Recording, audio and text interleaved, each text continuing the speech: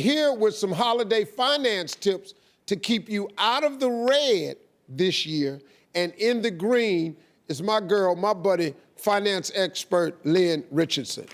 Hey, everybody. Are you ready for your first question? We're going to do it from here in the audience. I love it. All right, where's Rocio? Rocio. Okay, what's your question?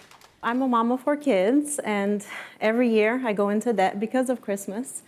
Of course, you know, they ask for all the expensive stuff, the newest toys, phones, iPads. So I really need help on how to budget for the year for Christmas.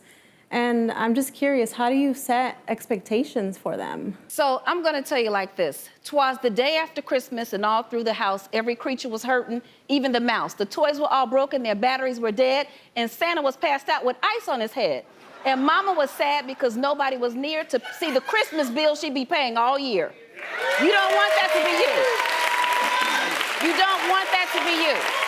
So I suggest that you use the 10-10-30-50 Christmas worksheet that we'll have available for you and give yourself a budget, and that's the amount of money that you spend. And you sit and talk with the children. Have you ever thought about buying stock? Have you ever thought about starting a savings account? And then instead of your children going to school feeling like they have less than the other kids, your children are gonna teach the other kids about building wealth and make them leaders and not followers. That's what I would say. Well, we got a little surprise for you. My producers told me that they actually caught up with your kids, and they asked them what they're hoping to see under the tree. So let's take a look. These are your kids.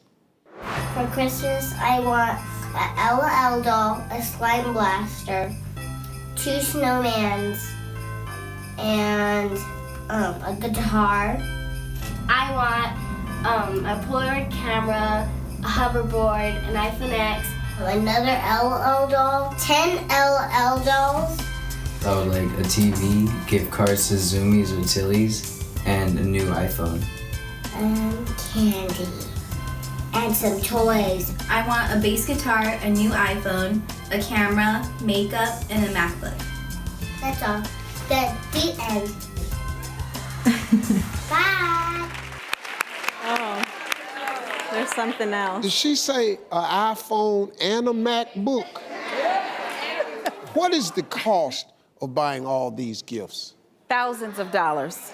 I heard thousands of dollars. It's adorable. How can you resist that? It's so hard. I don't like to disappoint, and they just get me like right here. Let me ask you a question. Why do you feel this need that you have to do this for them at Christmas? Explain that to me. You know, like throughout the year, I feel like I say no a lot. You know, parents, we get beat up about that word no, but that word no is very, very important. Sit your children down, tell them the real meaning of Christmas. Now, Mom can't get you everything, so what's the favorite thing that you want? You know, let's pick one favorite. That's what we gonna get, all right?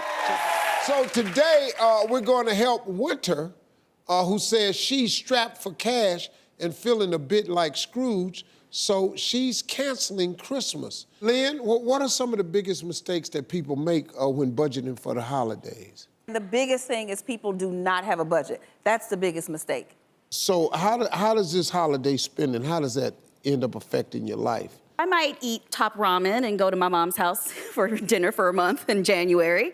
I may have to rob Peter to pay Paul a couple times by the new year, and thank God for tax season, because then I can get back on track. This year, I got more stuff going on in my life. I can't do this big this year. Amen.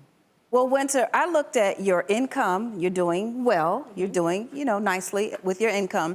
And I looked at your expenses, and you actually have a surplus. Mm-hmm. So you should have a surplus every month. But what's happening in the land of make-believe, let's just call it Winter Wonderland, you're spending money on what? Give me an example.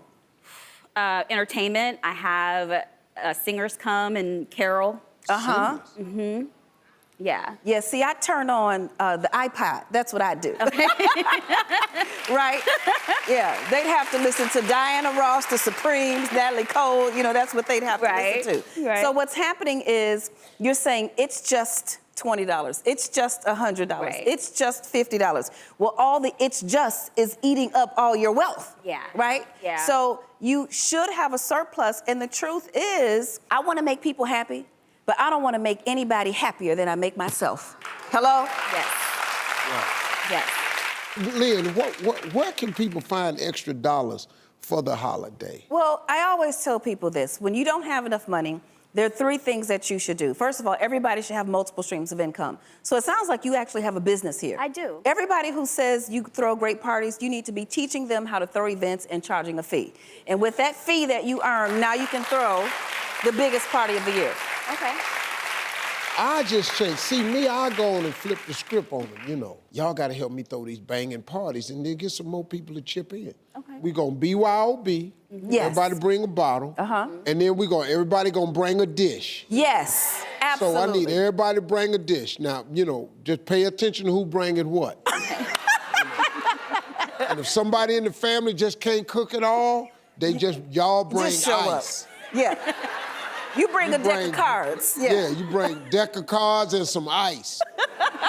So you don't think that's tacky to ask people to chip in? Now, I tell you what's tacky. Okay. Buying all these people this stuff that don't really deserve it. Yes.